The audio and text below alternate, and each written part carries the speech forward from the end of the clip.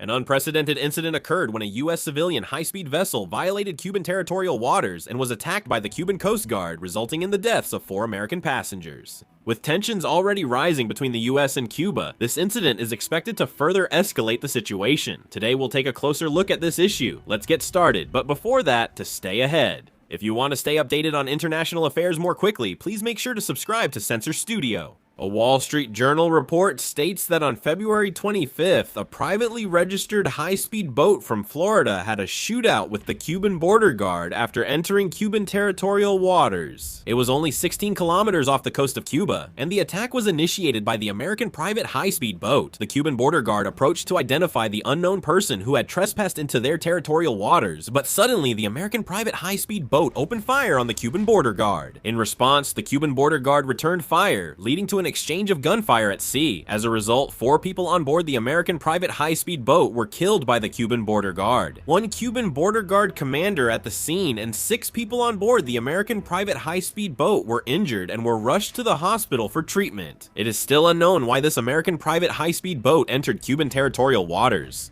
The Cuban Ministry of the Interior explained that the high-speed boat had the registration number FL7726SH from Florida, USA. While the boat is indeed American, the nationality and identity of the people on board have not yet been disclosed. Because of this, all sorts of rumors are circulating. Claims range from speculation that the United States launched a military attack on Cuba to suggestions that Cubans attempting to escape were caught by Cuban border guards. However, nothing has been clearly revealed yet. Regarding this incident, Secretary of State Rubio explained that this incident is not something the US administration was involved in, nor is it a US military operation. The most likely possibility is that it was either an attempt by Cubans to illegally enter the United States or a smuggling operation, according to a report by the Associated Press. In fact, in 2022, as many as 13 American civilian vessels connected to immigrant smuggling were seized. Right now, U.S. federal statistics show that in the past 6 years, almost 1 million Cubans have immigrated to the United States. Speculation is increasing that the recent high-speed vessel skirmish is linked to smuggling. However, the United States appears not to trust Cuba's statements.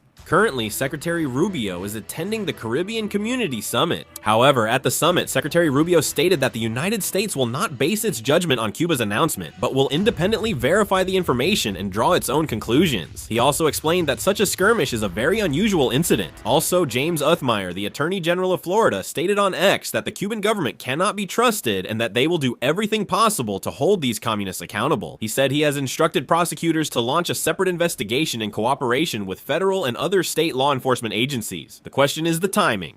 Currently, tension between the United States and Cuba is higher than ever. Nicolás Maduro, president of Venezuela, was extradited by the US, dramatically shaking Central and South America's politics and sending shockwaves to Havana. Cuba is now close to a national emergency. Internally, there is a sense of crisis comparable to a wartime situation, and the very survival of the regime is being put to the test. For Cuba, Venezuela was more than just a diplomatic partner. It was the energy pillar supporting its survival. This connection was not built overnight. Since Hugo Chávez's rule, the two countries have established strategic cooperation rooted in ideological solidarity. Venezuela has used its massive oil production capacity to supply Cuba with oil at prices so low they can hardly be compared to international prices. This was not a market-driven transaction, but rather the result of an alliance based on political trust. In Cuba, where the power supply is unstable and fuel is always in short supply, crude oil was a resource as vital as blood for maintaining the functions of the state. This is because even a slight disruption in supply could cause major problems in running the country. The 2025 figures make this dependence even clearer. Venezuela sent an average of about 26,500 barrels of crude oil per day to Cuba, and considering that Cuba's total daily consumption was about 79,500 barrels, it means that one country was responsible for a third of Cuba's needs. If this supply is cut off, Cuba would inevitably face an immediate energy shock. Recently, whenever power generation became unstable, nationwide blackouts followed, quickly spreading citizens' dissatisfaction. The energy issue is directly linked to public sentiment and is immediately connected to the stability of the regime. Interestingly, this cooperation was not one-sided. Cuba sent thousands of medical professionals to support Venezuela's public healthcare system, which helped the Venezuelan government gain social support. At the same time, personnel from intelligence agencies and security experts were deployed to strengthen the regime's protection system. Various governance know-how, such as methods of internal military control, information censorship structures, and protest response strategies were shared. This is considered one of the reasons why the Maduro regime has been able to maintain power for such a long time. Of course, the regime has collapsed because of the United States. However, the two countries have built a structure that addresses each other's weaknesses. Venezuela secured political stability through oil, and in return, Cuba obtained the essential energy needed to run the country. However, as this link was broken, the balance collapsed. As Venezuela's support weakened, Cuba found itself in a situation where it was difficult to find an alternative. Due to international sanctions and a foreign currency shortage, finding stable supplies has become very difficult. Additionally, Cuba's diplomatic isolation appears to be worsening. Secretary of State Rubio immediately stated that the Cuban regime is nearing collapse and bold reforms are needed, including economic and political freedom for the Cuban people. Also, President Trump is putting pressure on countries that send oil to Cuba by possibly raising tariffs, so it seems that Cuba's diplomatic isolation will only become stronger. However, countries like Canada, Mexico, and Russia are trying to support Cuba for humanitarian reasons, so we will have to wait and see how the situation develops. However, as time goes by, the situation in Cuba is getting worse and worse. Currently, the capital city of Cuba, Havana, could be described as a city literally covered in garbage. Because of the US energy blockade, gasoline is gone, so garbage trucks have stopped running for a long time. Cuba launched the ticket app to ration fuel, but with thousands waiting and enough supply for only a few dozen vehicles daily, there is simply no fuel available. There's a shortage of aviation fuel, and airlines worldwide are canceling all flights to Cuba because they cannot refuel.